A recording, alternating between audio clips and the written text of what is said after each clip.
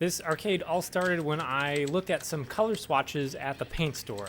This color was just beautiful. My excuse to use it was to build an Xbox themed arcade centered around the Xbox 360 and the back catalog of backwards compatible Xbox games. So I did. It was super cool, but what I didn't realize is when it's time to play some games, there's not very many arcade type games for the Xbox. And I mean on physical media. There's the typical Namco collection and the Midway Origins collection, but neither are an experience you can't find elsewhere. I'm kind of stuck with the Xbox 360 as I specifically sought to get this new old stock monitor just for this cabinet design. The 5:4 ratio Dell monitor supports VGA and DisplayPort, the latter of which I will soon regret.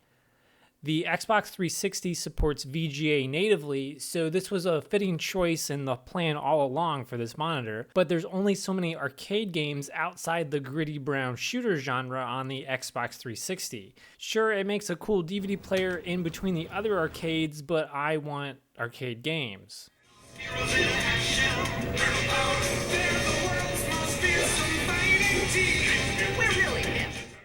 So I put this cabinet theme on standby. I was digging through some game hardware when I had a great idea to pivot. These colors are basically a match, so I went through all the trouble of making a new marquee and plopped a Raspberry Pi inside. But this monitor doesn't support HDMI, and so my troubles began. The HDMI to VGA dongle I ordered would work, and then I would breathe on it and the signal drops. So let's look inside a bit closer. I'm going to take a wild guess this wire floating above the pad should be soldered and is the culprit here. Now I'm going to tear everything apart and hook all this up again. Mind you, I'm using a 2-to-1 VGA switch to also go between the Xbox 360 and the Raspberry Pi, and this just complicates things. It took another day of troubleshooting and one slightly questionable VGA cable later, and a somewhat frustrating guess and check method of config settings, but I got it. I had to use these settings to force the Raspberry Pi into an HDMI mode no matter what output it thought it detected. Then use this group and mode to fit this monitor's resolution. So now we have a super cool Game Boy Color themed arcade. This is a Game Boy Advance game because Game Boy Color games blown up to this size do not look that great.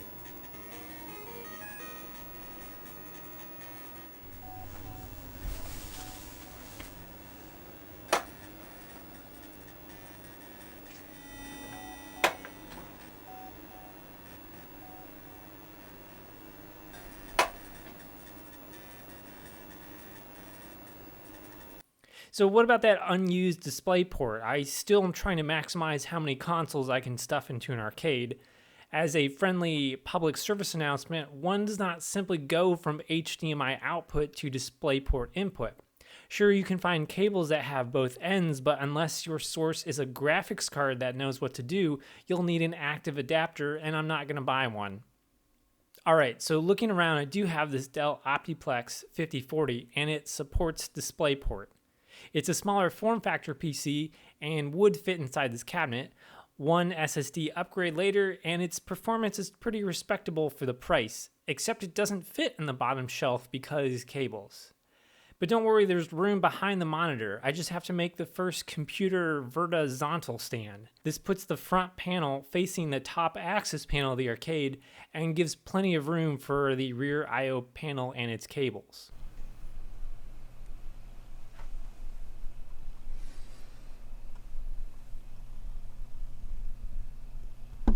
Lastly, we might want to go full mouse and keyboard mode and play some boomer shooters, so we'll need to ditch the Xbox control panel, which by the way supports X input, and insert this solid maple panel that I stained red for the Neo Geo cabinet, but things didn't pan out that way. Doesn't fit. We've got this nice executive desk feeling surface for some mouse and keyboard goodness.